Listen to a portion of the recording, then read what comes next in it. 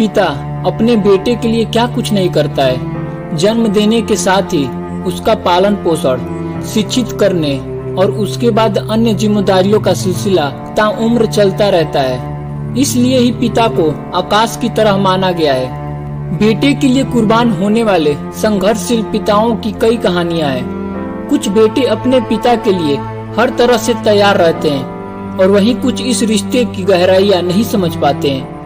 इस सब के बीच बेटे का पिता के प्रति अनादर का रवैया और अभद्र व्यवहार के केस भी सुनने को मिलते हैं। बेटे द्वारा पिता को मारने पीटने, घर से बाहर निकालने के अलावा हत्या तक के मामले सामने आए हैं। ऐसे ही एक केस लॉकडाउन में देखने को मिला।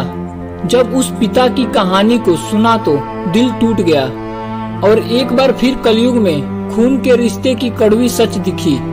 मगर उतना कुछ होने के बाद भी पिता ने जो किया उससे साफ जाहिर होता है कि एक पिता कभी अपने बेटे को दुख में नहीं देख सकता, भले ही उसका पुत्र उसका जानी दुश्मन ही क्यों ना हो। पिता की बेरहमी से पिटाई, यह बात जून के पहले सप्ताह की है। यह मामला उड़ीसा के मुख्यमंत्री नवीन पटनायक जी के गांव के पास का है। यहाँ पर एक पुत्र ने अपने पिता की बेरहमी से पिटाई की। इतना मारा कि पिता का मुंह सूज गया और दांतें भी टूट गए। साथ ही उसने अपने बीमार मां पर भी हाथ उठाया। बेटे का गुस्सा इतने पर भी शांत नहीं हुआ। उसने अपने माता पिता को घर से बाहर निकाल दिया। इसके बाद हमारे परिवार के सदस्य उन्हें इस हालात में देखकर दंग रह गए। इसके बाद हमने उनके रिश्तेदारों को फोन करके माजरा बताया। उनके एक रिश्तेदार आए। बूढ़े बाप के कांपते होठ और आंखों से बहते आंसू। रिश्तेदार ने उनसे इस हालातों में देखकर पूरा मामला पूछा। एक पिता अपने पुत्र के बारे में क्या कहता। उनके कांपते होठ और आंखों से बहते आंसू पूरी कहानी बयां कर रहे थे। उन्होंने कहा, मेरा बेटा मुझे घर पर नहीं रहने देगा, वह हमें वहां से निकालना चाहता है। हम लोग तंग आ गए हैं। अब तक अपनी इज्जत समझकर चुप थे, लेकिन अब इस उम्र में थप्पड़ बर्दाश्त नहीं होती। वह ऐसी ऐसी बातें बोले जो एक पिता को नहीं बोलना चाहिए। इसके बाद उनके रिश्तेदारों ने लोकल पुलिस स्टेशन को इनकी जानकारियां दी। पुलिस ने भी तुरंत कार्रवाई की, इनको इलाज के लिए भेजा। इलाज करने के बाद बेटे के खिलाफ लिखित शिकायत दी गई। इसके बाद पुलिस ने उस बेरहम बेटे को लॉकअप में बंद कर दिया। करीबन 2 से 3 दिन तक पुलिस के लॉकअप में बंद बेटे ने खाना पीना छोड़ दिया।